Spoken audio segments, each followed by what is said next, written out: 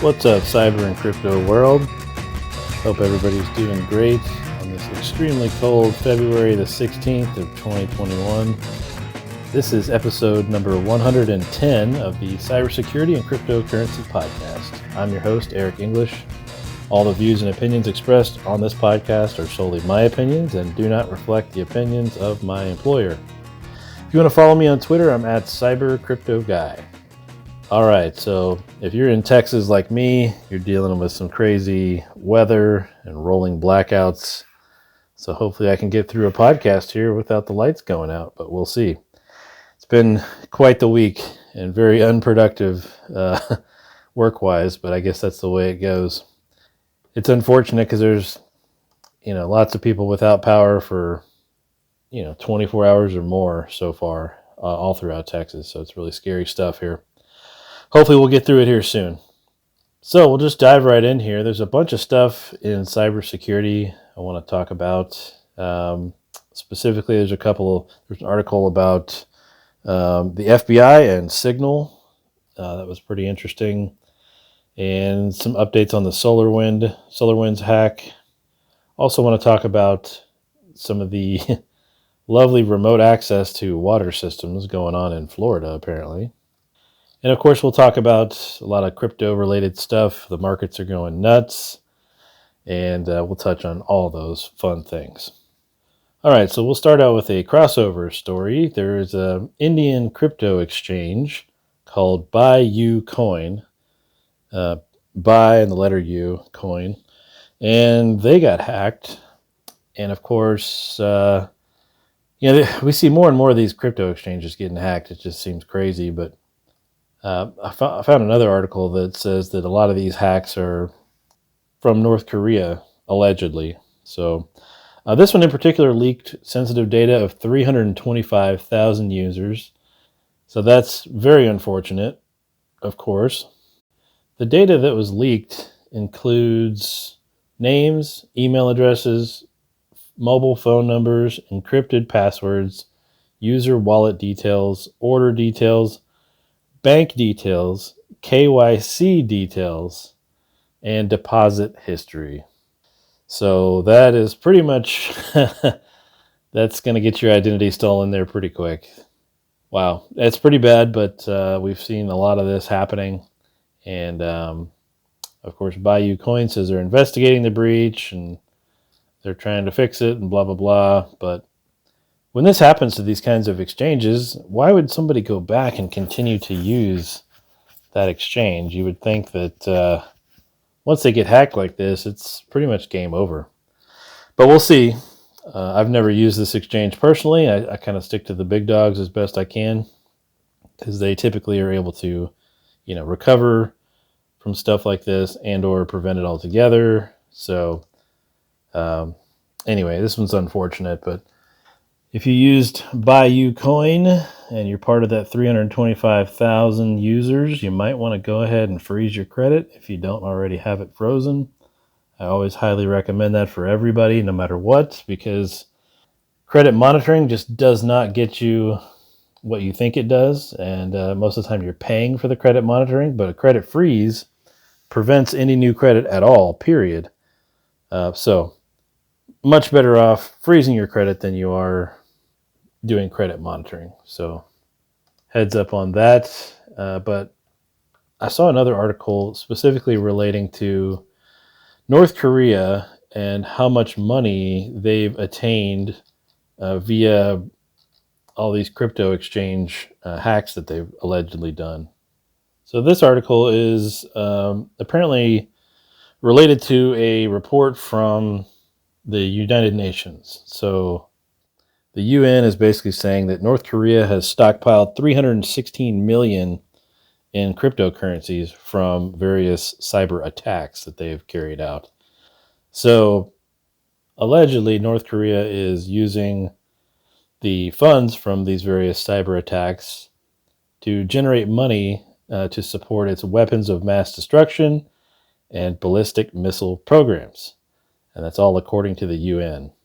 So who knows? Maybe they're also responsible for this Indian crypto exchange as well, BuyUCoin. We shall see. maybe there'll be some more details that come out about that. All right, some other news here about the old SolarWinds hack. So last podcast I talked about SonicWall and how they were also affected by this breach. Well, SonicWall was also using a company called Mimecast for their email filtering. And so Mimecast was also a part of this big breach, unfortunately. And essentially the way it works is anybody using Office 365, Mimecast basically has you set up a connection between Mimecast and Office 365 using a TLS certificate, and that certificate was apparently compromised. And so that basically allowed hackers to read emails potentially. Now they're saying that this still only affects the Microsoft 365 licenses, not the typical E5, E3 licenses that Microsoft issues. So Microsoft has a whole other licensing tier called Microsoft 365. Most of us have heard of Office 365, but when you have Office 365, their licenses are named things like E3, E5, E1, whatever they are. And so apparently this only affected the Microsoft 365 licenses when they were used with this very specific TLS connection.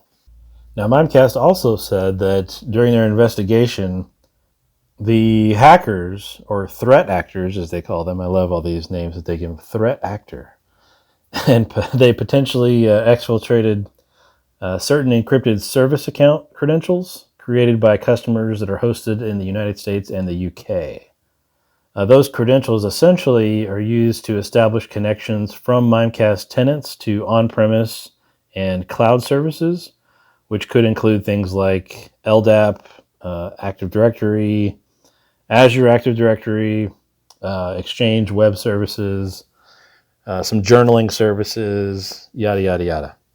So Mimecast also recommended that you reset those credentials if you used those as well. So essentially, if you use Mimecast, what they recommended was to replace that certificate with a new certificate and also rotate those credentials on any service accounts that were used in conjunction with that. So it just keeps getting crazier and crazier. And I saw another article, I think today or the day before, where Microsoft came out and said this type of hack must have taken over 1,000 engineers to orchestrate. That's a pretty large number of people. But, with how sophisticated this massive attack was, I guess you can't really rule anything out, but they're saying to do something this big would have taken about 1,000 people. Now, who knows, right? But that's a lot of people to try to hunt down and hold accountable for all this. All right, some other news here. U.S. Cellular had a data breach as well. And essentially, the U.S. Cellular employees were tricked by hackers, and hackers were then able to gain access to these employees' computers. And once they're authenticated on that, they had basically remote access to that employee's computer, and they were able to browse around as if they were that employee and steal information and all kinds of other fun stuff. So if you use US Cellular, I'm sorry, but your information is definitely out there. They got things like security pins and account numbers with US Cellular, of course your phone number, your name, things like that, maybe even billing information. So why is this a big deal and why do I even bother bringing it up? Well, I saw in another article today that a bunch of SIM swapping attackers were arrested. But these kinds of data breaches where your PIN and your phone number and all these things are published on the dark web after a massive hack like this, well, bad guys can use that information to do a SIM swap on your account and take over your cell phone. Why is that a big deal? Well, in the article I saw today or yesterday, whatever it was, about the SIM swappers, they basically targeted people from various data breaches where they had PIN numbers and things like that. and they were able to steal their cryptocurrency funds. Now, of course, if you don't use text messaging for your multi-factor with your crypto accounts, then you don't have to worry about this. But a lot of people and a lot of exchanges, unfortunately, still use a text message as a way of multi-factor. And that's, of course, a horrible way to do multi-factor. And you're bound to get hacked or SIM swapped and have all your stuff stolen if that's what you use. I've always recommended using a soft token or an authenticator app, like something like Authy, Google Authenticator. Microsoft has their own. I like Authy personally because it syncs between multiple devices. And Google Authenticator, I think, recently provided the ability to back up and restore all of your tokens, thankfully, because that's what drove me away from Google Authenticator. Was every time I got a new phone, I had to go and log into all my accounts and reset my multi-factor and set it all up in Google Authenticator again on my new phone, and it was just such a pain. Well, if you use something like Authy, you don't have to worry about that. Everything syncs. It'll sync to a new phone, a tablet, whatever you want, and life is good. So highly recommend that one if you haven't checked it out yet. AUTHY for all your authenticator stuff. But yeah, the bad guys are using these kinds of SIM swapping tactics to steal crypto, and they targeted people, and they were able to figure out somehow that they were storing crypto, whether it was on an exchange or whatever, and they were able to steal their funds because now they did the SIM swap. They have their phone number. They can get that multi-factor code sent to their phone, and away you go. So always, always, always watch out for that on anything that you use, especially if it's money related. If a site you're going to wants you to set up multi-factor with a text message, and you're going to be sending money to this place or storing money at this place, I would highly recommend avoiding that and finding somewhere else to store your money.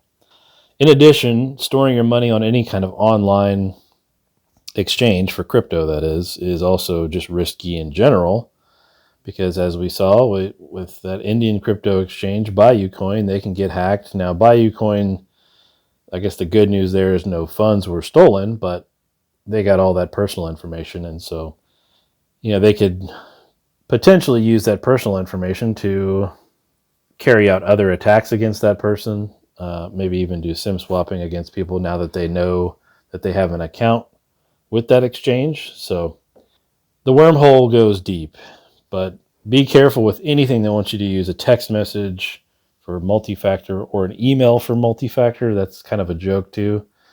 So make sure you're always using either a YubiKey kind of thing, like a hardware token, or a soft token on your phone. Some privacy related stuff.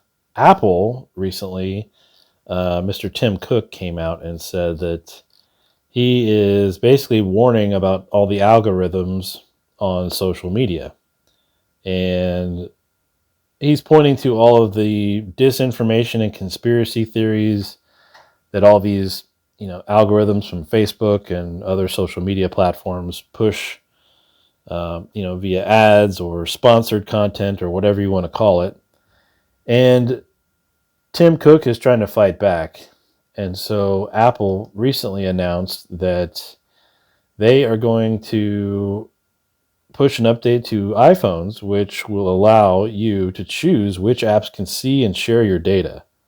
So essentially, I think Zuckerberg came out and said, this is breaking Facebook, which is good. This is what we want, because it is getting crazy out there. And the fact that they're influencing so many people via these ads and targeted videos and whatnot, just because you're scrolling on your phone and you stop on a video.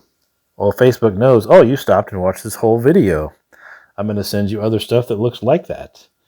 And of course, an algorithm isn't going to know that it's, potentially some sort of fake news or a conspiracy theory or whatever. And it just drives people to essentially go crazy, if you ask me. So Tim Cook, he's pushing out an update to iOS 14 It actually may already be out by now. This article's, I think, a couple weeks old, but essentially, you're going to be able to track what these apps are, what personal information these apps are taking from you via this app transparency tracking tool that they've got now. So that's pretty cool. That's good stuff. I'm personally an Android guy, but when I see more and more of this stuff from Apple, it really makes me consider switching over to Apple. I've even tinkered around with Graphene OS, which is an Android operating system that's basically got all of the Google services removed. It's de-Googled phone, essentially. I've also tinkered with another one called E.Foundation. You can Google both of those and find them. And anyway, they're usable, but the unfortunate thing with Graphene OS, at least in my opinion, I mean, I need my phone for work. I got to be able to get my work email on there. And a lot of the email apps, including Microsoft apps like Outlook for your phone, they require the Google push notification services so that you get notified when you get an email. Well, if you don't have that Google push service, then you won't get notified. And so therein lies the problem. A lot of these other apps too, they require Google services just to even run the app, which is very unfortunate. But on Graphene OS, you can install the, I believe it's called F-Droid. Yeah, F-Droid store. It's basically a third-party app store. And it's got a bunch of open source apps in there. You're not going to find like a Facebook app or anything, commercial like that. But if you need an app like that, you can install the Aurora store via F-Droid and then download apps like Outlook and things like that, which is what I did. And, I didn't get any email notifications whatsoever. So kind of made it pointless. Other apps that I tried just didn't work at all. So the privacy side of that, though, is great because Graphene is a very private OS. They take great pride in what they're doing to make it private. Same with the E.Foundation. Very similar kind of stuff. But even E.Foundation uses Google microservices. So you're still kind of sort of locked into Google even with them. But Graphene doesn't have any of that at all, period. So it does have privacy advantages. However, usability is difficult. And when you're relying on your phone for work and your boss expects you to be answering things, it makes it kind of tough when you don't get those notifications. You don't know that somebody's emailed you or sent you a message via, if you use, Slack or Teams or any of these messaging apps for your phone. A lot of those aren't going to give you notifications. So that's just the big downside of using an OS like that on your phone. The privacy side is great. So it's a big trade-off. So when I see what Tim Cook's doing and what Apple's doing as far as privacy goes, it makes me really reconsider using Android just in general, but still haven't made the plunge yet. It's going to be tough when I do. I have a feeling I'm going to eventually get there because of all the privacy issues with Google and all these apps that track everything that you do. Now, Google typically follows suit with Apple on a lot of things. So I'm still waiting and I guess kind of hoping that Google will also come out with some sort of app tracking transparency tool like Apple has, but that is, of course, yet to be seen. So we'll see. I'm leaning on the fence now of switching over to an Apple phone, but not quite there yet. And speaking of privacy, if you haven't seen this already, WhatsApp is also a Facebook-owned messenger. And if you use WhatsApp, they basically said here recently, they gave their users an ultimatum that said basically, we are going to share your data with Facebook or you need to stop using our app. So that's unfortunate, but I don't use WhatsApp, so it doesn't really affect me. But just more data that Facebook is going to collect about you to send you even more targeted ads via all those algorithms we were just talking about. So if you're using WhatsApp, you might want to reconsider potentially and switch over to something else, something like Wire or Signal or anything like that, just to keep your stuff private if you can. All right, some other news about a hacker that modified the drinking water in a Florida town near Tampa Bay. And this was right around Super Bowl time. What's crazy to me is in this article, they say that the computer was used for remote access to these water systems to change the levels in the water. To me, that is crazy to hear. Like, why would we allow remote access to potentially change and kill people by changing the chemical levels in the water? Why would we? Wow. Why would we even set something up like that? That just seems really, really, really irresponsible to me. To make it worse, the system that they were using for remote access was Windows 7, and they had TeamViewer installed on this Windows 7 machine. And that TeamViewer account had a poor password, apparently, and no multi-factor. And here we go. So luckily, the little town was called Oldsmar. Luckily, other engineers saw it as it happened and changed the levels right back. Nothing was distributed via the water lines and whatnot, so that's good. But the chemical they were talking about too is called sodium hydroxide. So I just am baffled that we would use any kind of system for remotely controlling water chemical levels. To me, that's just insane. And here's a very prime example of why you should not be doing that. But it was also a Windows 7 machine. Come on, man. Seriously? With TeamViewer on it. So very scary stuff there. I'm actually surprised there hasn't been more of this in the world, but maybe there has and we just don't know. But you want to talk about scary, man. If you use TeamViewer or any remote access, you got to have multi-factor on remote access, period. That is so imperative to have for any kind of remote access. VPN, TeamViewer, LogMeIn, GoToAssist, whatever it is, please, please, please set up multi-factor on there. And don't use a text message for your multi-factor either. All right, some other news here about the FBI.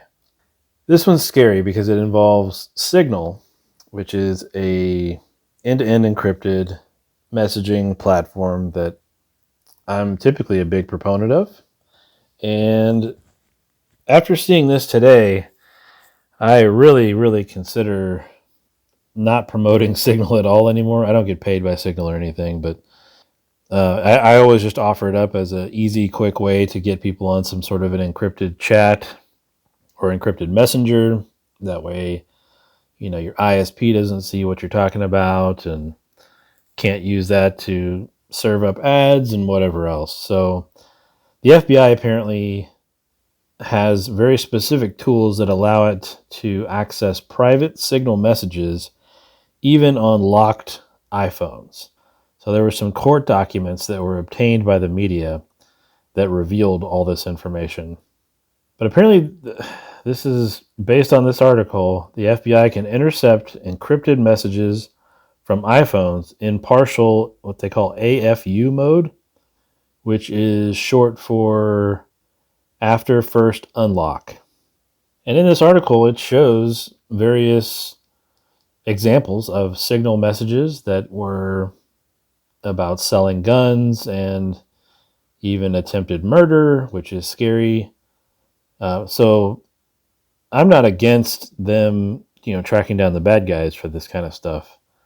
That I think is great. But on the privacy side of things, this is kind of scary. If the FBI can do this, who else can do this, right? So very scary stuff there. So basically, the way this decryption works is that when your phone is in this AFU mode, which is after first unlock, that's apparently when your iPhone is most vulnerable to data extraction, because the encryption keys are stored in memory. And apparently the FBI was able to piece together the keys to unlock private data stored in the device. Now they're saying that the iPhone in question is either a iPhone 11 Max or Pro, or maybe even both. And they're also citing the second generation iPhone SE. They are, in this article, they're unsure whether or not this applies to the iPhone 12. It also does not know which iOS version this phone was running. Now, Signal had a response to this. They said that basically if somebody is in physical possession of a device and can exploit an unpatched Apple or Google operating system vulnerability in order to partially or fully bypass the lock screen on Android or iOS, they can then interact with the device as though they are its owner. So they're saying, keep your device up to date, choose a strong lock screen passcode, blah, blah, blah. Now, what's interesting is Signal says to have a strong lock screen passcode, blah, blah, blah. They're also considering what the FBI uses to get those decryption keys as some sort of vulnerability. To me, if the keys are stored in memory, I'm not really sure that's a vulnerability or not, but maybe it is, I guess. To me, that's a vulnerability not in Apple or iPhone. That's a vulnerability with the way that Signal is written. I don't know why Signal would. I'm sure they have to, in some way, get the decryption keys into memory. But to me, that would be something that Signal would need to figure out a way around versus, an Apple vulnerability. But, Signal thinks that it's you just have a stronger passcode and you're good to go. But this article says it's on a locked iPhone. That's what's weird to me. So pretty interesting stuff there. Not sure how I feel about that, but definitely something I'm going to be keeping an eye on because that is very, very scary. And I've actually told a lot of folks to switch to Signal if they can't use something like Wire. I still recommend Wire over pretty much all of them so far. I like Session as well, but Session is very, I guess, tailored to the tech savvy, not to the non-tech savvy person. So I do like Session quite a bit too, but non-tech savvy people will want something like Wire or Signal just for ease of use. All right, let's jump over to crypto. And wow, if you have not been watching the markets, it is insane. Bitcoin hit $50,000. I believe it was either early this morning or late last night when it hit 50K. So you want to talk about going through the roof. This has been quite the bull run this year. Right now we're sitting at 48,371. It did take a little bit of a dip. But we did hit 50K, so that's a huge milestone for Bitcoin. That is definitely an all-time high, and I think that there's a little more to come, but I do expect a little bit of a correction here pretty soon. Now, if you've been living under a rock and haven't heard yet, Elon Musk and Tesla purchased $1.5 billion with a B, $1.5 billion in Bitcoin. This was when Bitcoin was around, 32 to 35,000, which is still an amazing bull run we've been on. But as soon as Elon and Tesla announced that, the Bitcoin price just went through the roof. And we're still seeing it just keep going up and up and up. Elon also apparently bought some Dogecoin, and we saw the price of that go up and up and up as well. And it's just been crazy to watch. All the altcoins are kind of following suit. It seems like once Bitcoin, hits a new high, then the altcoins slowly start to follow. Ethereum right now is sitting around 1,700-ish. We did hit $1,836 over the last 24 hours, so that's a pretty good mark there that we've hit. So who knows how much further Ethereum is going to go. Ethereum 2.0 staking, by the way, is if you're on Coinbase, you have to apparently you have to register or get on some sort of waiting list for Ethereum 2.0 staking. So you might want to jump on that waiting list now if that's something that interests you. But if you're not familiar with staking or with Ethereum 2.0 or what's happening, basically Ethereum, the original Ethereum, is proof of work, where you have to mine for the next block and all that fun stuff. Well, Ethereum 2.0 is moving to proof of stake, where you're staking your coins and or holding your coins in order to earn rewards. So if you hold on to your Ethereum, you can earn, they haven't said what the return is yet, and I'm sure that return also varies by how many people are staking, by the price fluctuations and a lot of other things. But I'm going to assume you'll get an annual return of between 5 and 10% on your Ethereum if you are staking. So that's a pretty good return. But you got to get on that waiting list with Coinbase if that's something you want to do. Now, of course, you don't have to stake your Ethereum through Coinbase. And interesting that Mr. Elon Musk also said that hosted crypto wallets are something you should avoid at all costs. Now, I couldn't agree more. If you don't own the keys, you don't own the funds. So that's why you have to be very cautious with, these fly-by-night crypto exchanges. You have to be very cautious with, like Bayou Coin, for example, that Indian crypto exchange. I'd never even heard of them, and, they get hacked. We've even seen big exchanges like Binance that got hacked a couple years ago. I mean, that was a huge coordinated attack. Luckily, Binance was big enough and prepared enough that they were able to replace everybody's funds. But, that was a lot of money that left Binance, and all because of hackers. So Elon's not wrong when he says you should avoid them. However, in some cases, maybe that's just not doable for you. Maybe you don't want to worry about losing, a hardware device. Maybe you don't want to worry about, what if your computer dies and you had the wallet on your computer and now it's no longer recoverable? Well, there's a lot of ways to back up your wallet and store it in multiple places securely. And if you're going to manage the keys yourself, which isn't a bad idea, there are a lot of steps that you need to take. And the biggest thing is to back up your private keys for your wallet. So whatever wallet you decide to use, I typically use Electrum for Bitcoin if I don't want to leave my coins at Coinbase. So Electrum does pretty good for me, at least. And you can export your private keys from Electrum. Now, when you export your private keys, don't go upload them to Google Drive or something crazy like that, or to iCloud or anything like that. When you export those private keys, you need to encrypt them in some sort of an encrypted container, whether it's, you can use Veracrypt, you can use, if you want to use something like 7-Zip and encrypt it with a password, great. Do that. Store that password securely in a password manager with 2-factor, and then store those private keys securely somewhere as well after you've encrypted them.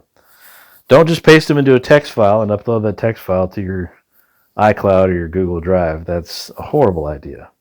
Encrypt it, protect those private keys, because all it takes is for a hacker to get a hold of the private keys, and they now have access to all of your funds. So when you store your funds online, your private keys are managed and controlled by that online provider, whether it's Coinbase or Binance or whoever, doesn't matter.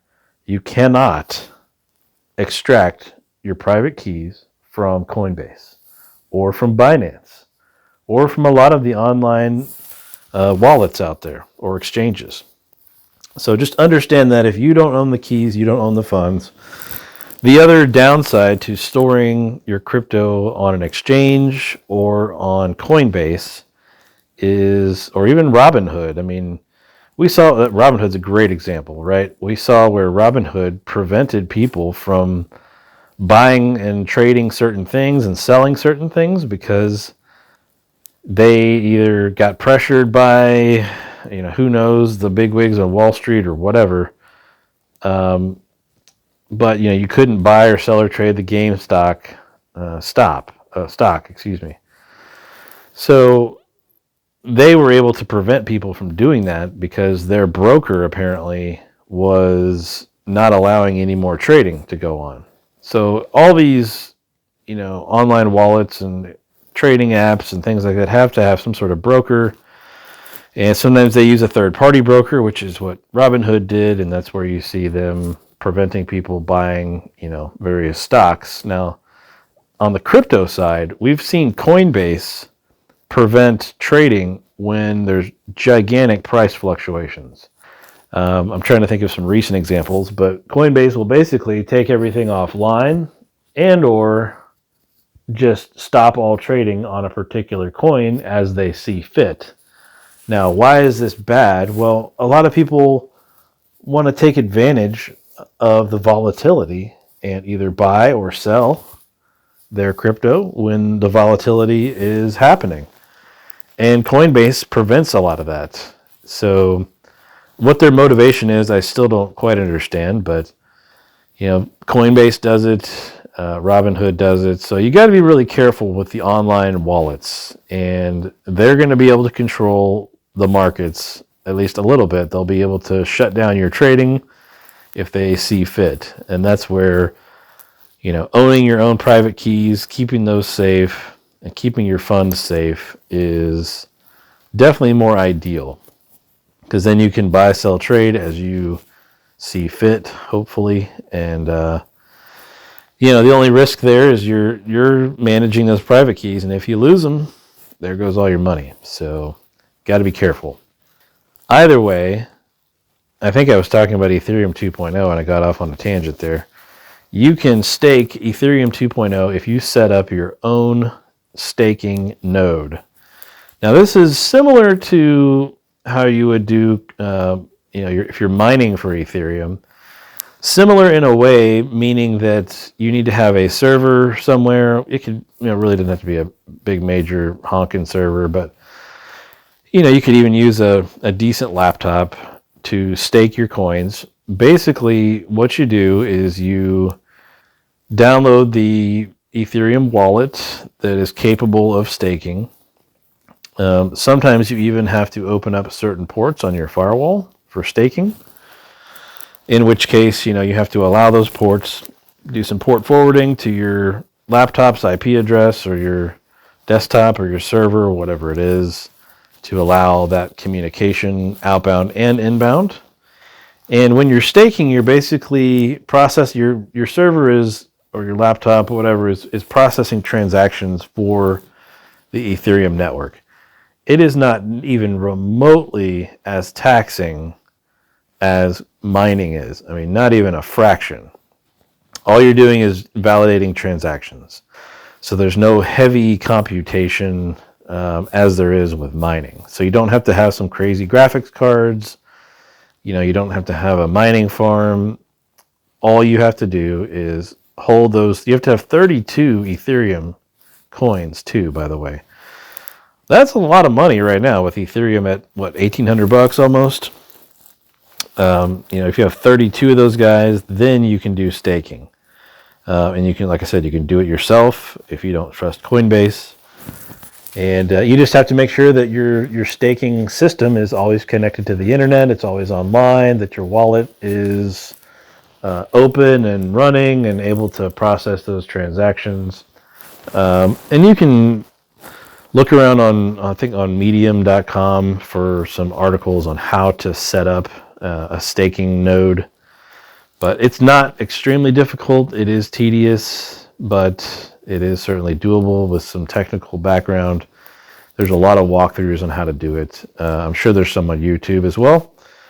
And you can set those up and do it yourself if you don't trust Coinbase. And if you don't trust Coinbase, rightfully so. Apparently Elon Musk does not trust them either. But it has been crazy as far as the markets go. Coinbase is listing a bunch of new stuff as well. If you haven't been on Coinbase in a while, there are tons of new coins out there. They're getting in on all the decentralized finance tokens that are out there. And all those DeFi coins, by the way, run on the Ethereum blockchain. So that's why the Ethereum gas prices are so incredibly ridiculous right now, because of all those DeFi projects going on. They're just driving the gas prices of Ethereum through the roof. So we'll see what happens with Ethereum 2.0. Hopefully some of that gets resolved. Ripple, by the way, is still in litigation with the SEC. Their coin took a pretty big hit as well. And it's unfortunate, but they took a pretty big hit. They're still doing decent because they all kind of fluctuate with Bitcoin. But Ripple's floating around 46 cents today. And I was a really big proponent of Ripple for the longest time, and now I had to jump off the bandwagon because of the SEC ruling that came down. I guess it's been about a month ago now, maybe even longer. But essentially, it's a big, huge lawsuit that Ripple's involved in, and no end in sight, basically. So not many people want to invest in something that could be taken down by the SEC potentially. So we'll see how that all plays out, but certainly unfortunate. But if you're on Coinbase, you can see that they've got a couple of tokens out there now. Yearn.finance is trading on Coinbase, so is Uniswap. So a lot of these are already out there on Coinbase, and you can buy, sell, trade as you see fit. Chainlink is out there as well. Chainlink has been doing great. It's sitting at around $31. That's another big one to watch out for as well. Another kind of, I guess I'd call it lesser known crypto out there that IBM and Google are both supporting. It's called Hedera Hashgraph, or HBAR is the trading symbol for it. I'm watching this one pretty closely mostly just because Google and IBM are a part of it. So we'll see where that one goes. I'm just keeping an eye on it more than anything. But Hedera Hashgraph is doing okay. It's at 13 cents. Not that great, but with the backing of IBM and Google, I suspect that one's eventually going to get up there, but we'll see. We'll see what happens with that one. But I am watching that one pretty heavily, and I'm watching all the DeFi tokens. I don't even know where to begin on a lot of those. They are so all over the place that that I really can't keep up personally. I've got a full-time job. I can't keep up with it, but it is certainly crazy to watch all the DeFi boom happening, and people are making some extremely good money on it. So if you know what you're doing, you can really make some good money on it. But there's a lot of scams out there too. So that's the thing that always hurts crypto, is so many people, scammers, get on these bandwagons for DeFi and whatever else, and they claim, oh, we're changing the game, we're doing all these great things, and come to find out, after they get your money, they're going to do an exit scam and take everybody's money and leave. So that's one of the things you always have to watch out for in crypto. Not just DeFi, but just crypto in general. You got to be careful with new projects that are not very well known, and make sure you don't get screwed, because there are bad people out there that will screw you over if they see fit, and they can make a few $1,000,000 on you, and a bunch of other people, they're going to do it. So it's happened quite a bit in the DeFi space. So watch out for those. They're always going to be out there. And keep your private keys safe, and stay safe in general online. All right, folks, that's all I got for today. If you want to follow me on Twitter, I'm at CyberCryptoGuy. At CyberCryptoGuy on Twitter. Check me out on there. I retweet a bunch of the articles that we talk about here on the show. Thanks for listening, and we'll talk again soon.